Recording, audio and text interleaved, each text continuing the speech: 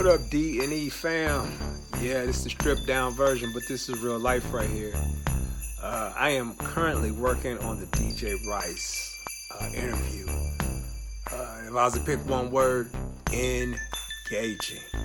This cat right here, so much so I'm almost forgetting I'm editing because he gives such a rich document of himself. He answered the call for sure. So with that, there will be a part 3 to the DJ Rice interview. So I suggest you sit down, grab a cup of whatever it is that you do to relax, take in the interview. Probably gonna watch it a couple of times because engaging for sure. What year was that? This was 88, 89, 90, Okay. right in there. Okay. So then DJ Rice shows up. Now I'm making beats. Snow was my link to St. Louis, and we was back and forth all the time. And, you know, as he got more equipment, he would hit me up and let me know, hey man, try this and try that. So I started building my bass off of that. You know, I was messing with another guy in Columbia named Romeo. Romeo had a studio. Not Romeo Rondell as far as Kansas City, but Columbia, DJ Romeo was the first guy that I actually went to the studio and did some professional scratching on in a professional studio. And he was the one who was showing me the equipment for as how to get your studio up and all that. Remember So what song that was that you scratched that was on called first? Doc. It was called Doc, Romeo and Doc. Okay. I got the tape over here. Yeah. Still got the cassette. Romeo and Doc. Yeah, I'm scratching on the joint. Nice too, nice. That's when I started learning about studio equipment and trying to, you know, build myself up then. The 90s showed up, and I was having some issues with drug addiction. So I was kind of away from the music a lot, from DJing. In the streets now, being hard-headed. 95 showed up. I left Columbia, moved to Kansas City, married my wife. We was together 4 years before that, so I met her in 91. We moved to Kansas City in 95. First phone call I made was to DJ Fresh. I'm in your backyard, dog. Hip-hop competition is here. I'm about to cut your head off. I'm about to take over. Where you at? I'm in your backyard. I'm on 41st and floor. You on 63rd, I'm in your backyard, dog. I hear you on the radio. He had Club Escape on fire at the time. At that point, Fresh he was the big dog up here. Fresh had Twin City Productions. He had Candy Store. I mean, he was actually making some real significant moves at this time back then, you know.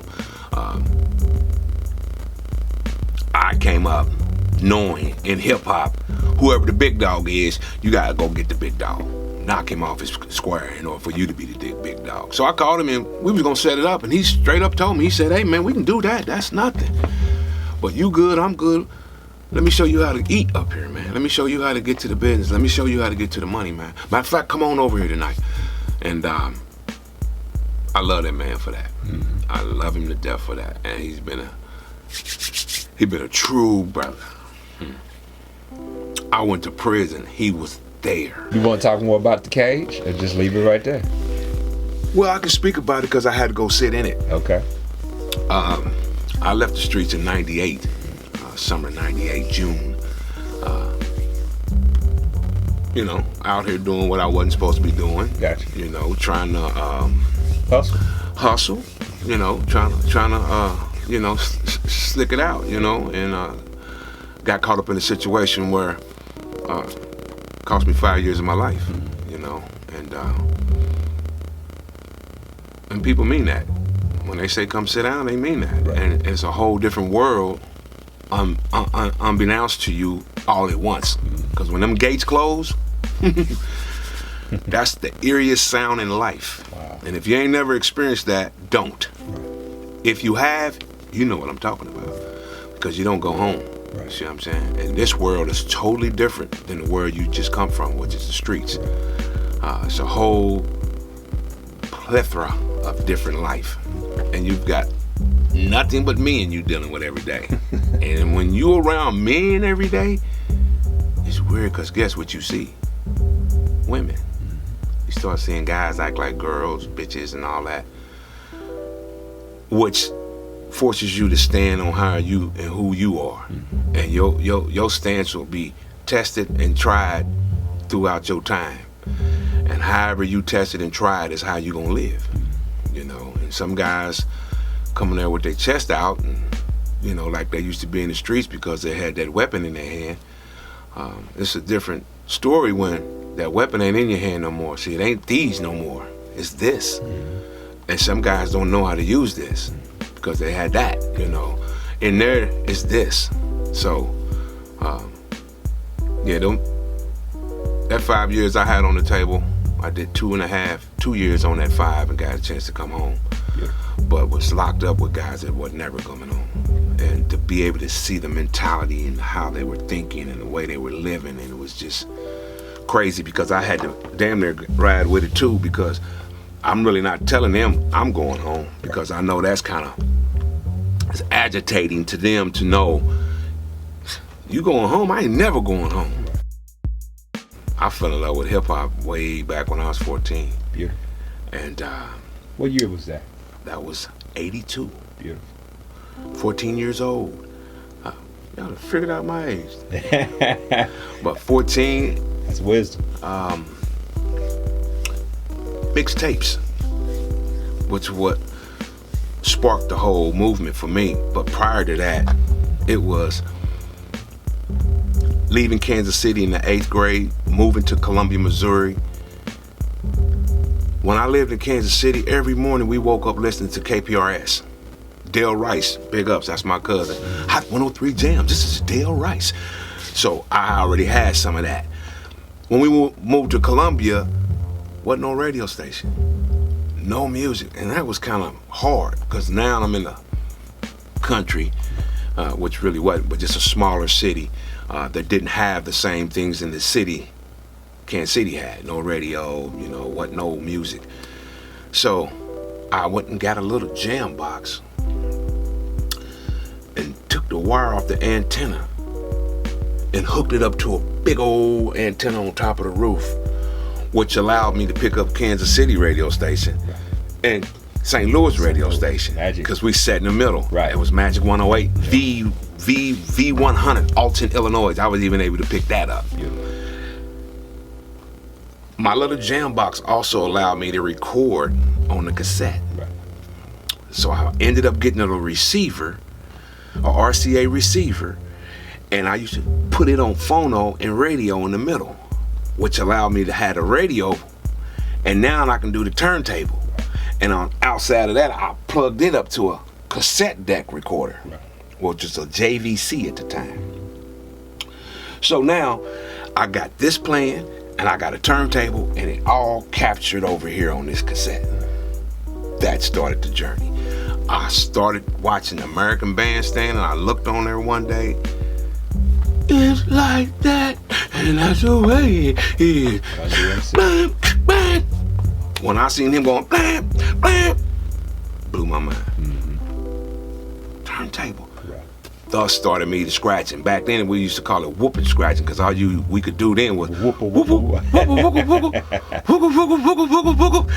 So I laid that on top of Wiki, wiki, wiki, wiki, shut up. I was the first one in Columbia with that song, because I got it off the radio in Alton, Illinois. Right. New music. And I snatched it, took the tag off, and when it came on, boom, boom, boom, boom, boom, ba boom, boom, boom, boom. That's what I was doing with the whooping scratch.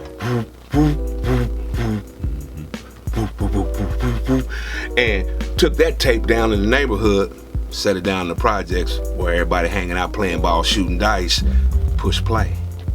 People was like, hey man, not bad. Let me get that tape for $5. Thus started the mixtape for me. And that was Columbia, Missouri, 82. What was the name of your mixtapes? Rockin' Ronnie. My mixtapes is just called Rockin' Ronnie mixtapes. was going off Johnny Rockin' Rodriguez in Kansas City, the P-Funk All-Stars, so I had Rockin' Ronnie in there because I was Ronnie Rice, so, I was trying to tie that in. Exactly. Didn't really know what my name was or Right. what I was calling stuff. Right. So my tapes kind of started taking off. People started recognizing, hey man, make me one. Eventually I had got a little Casio keyboard where you could speak through the mic. I remember that. And so I could hit the mic and go, yo, DJ Vince. Right. And then I hit that on the key, DJ Vince, DJ Vince. So I started making people's tapes with their name on it like that, with my mixes. And, if you wanted a tape, it was custom. So I, yo, DJ Vince, this for you, this is for you. So that became big. My first paid party was the C-Boys in Columbia. TK's grandma's basement. 50 cents to get in, 25-cent cups of beer. Wow. The Blue Light Special. Right. C-Boys, y'all know what I'm talking about. All day I walked around saying, damn. They made a little flyer. Back then Right. it was just paper. Right. They called me DJ Dr. Scratch because I scratched it so much. Right. It was dope on the scratch. So I kept that name for about 8 years. DJ Dr. Scratch. A lot of people in Kansas City don't know that, but people in Columbia, Mid-Missouri area, they know DJ Dr. Scratch. That was my first DJ name professionally. Right. Okay. I started doing the Blind Boom Center. It's where I started getting $1 a head. It's 300 people can get in there. The staff was Miss Johnny, bless her soul, and Miss Beanie. Both of them are gone. But they were the one who could control the kids when they come in. And they made $25 a night a piece. So $50 to the staff for controlling the kids, and the DJ got the money. It's $250. 14, 15 years old, $250 Friday nights.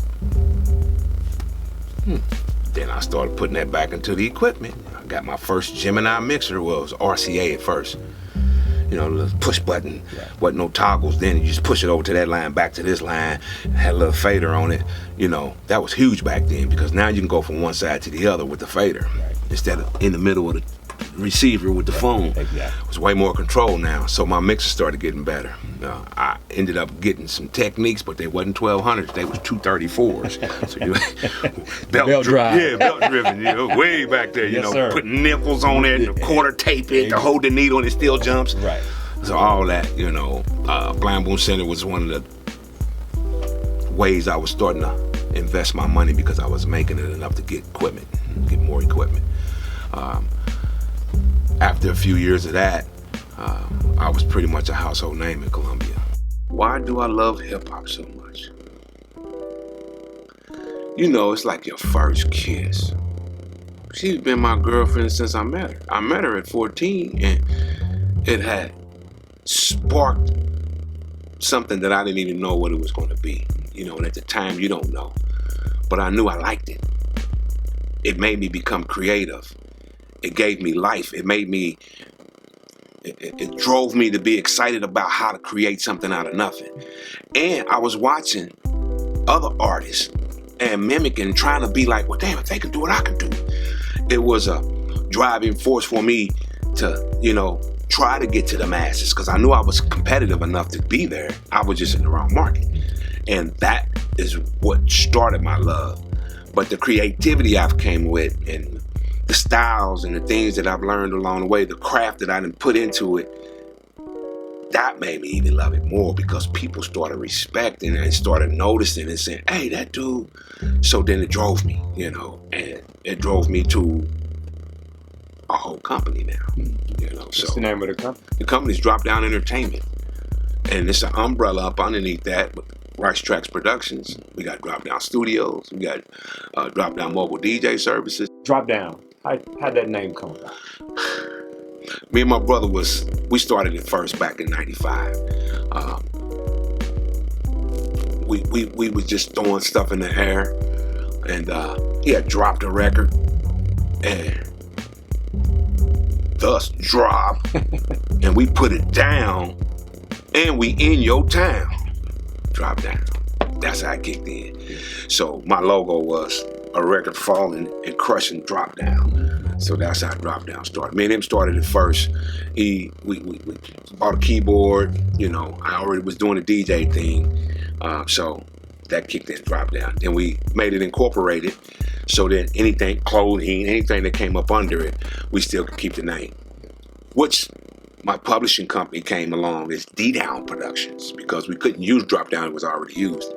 So D-Down Publishing turned into my truck company now. It's D-Down Transportation. So all up under Drop Down Entertainment. Why stay here? I'm anchored. Like I said, I left Kansas City when I was 14, going into 14 this summer. Well, I was actually 14, ready to be 15. Going into the 9th grade, summer of the 8th grade, moved down there. I came back when I was 28. So 14 years later, I came back and started Drop Down Entertainment. This is my home. This is where my family's at, especially on my father's side. You know, people in Kansas City, you probably heard me say Rice Clan because there's a bunch of us up here. So I'm anchored here. My wife is from Columbia. We moved here, so I brought her here and we settled here. So I was really trying to make a mark here to expose to the world without uprooting and going to Atlanta's or the LA's or the New York's. Plus I got kids. Right. You know, that was another thing that had me stamped here. So, you know, the love I had for the hip hop drove me to really try to make a mark and continues to make me drives me to try to get to the masses. But the reality is I still had to go get a job. You know what I'm saying? 'Cause, you know, the music, this DJing was, you know, from 82 all the way really until about 2000. It's really some good money. I'll say 95, 98. Because me and Fresh had that mixtape on lock. Social media has really changed the landscape of how people really see the industry. Right.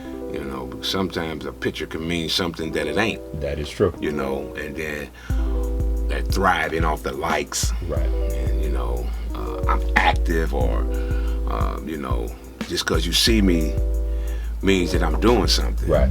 But at the end of the day, what the account do? Right, exactly. How's the zeros adding up? What the dollars do? Right, exactly. You know, how the bills get paid. Yeah, and that's true. That's the most effective thing is how am I making money? Right. You know, I can look like I'm making money, but not make money.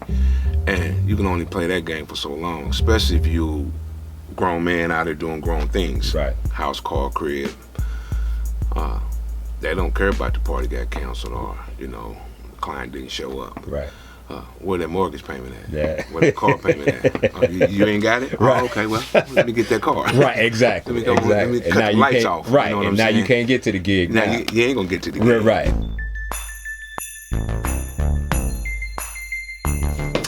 I'm Vincent Irving, aka DJ V, with DJs and Entertainment.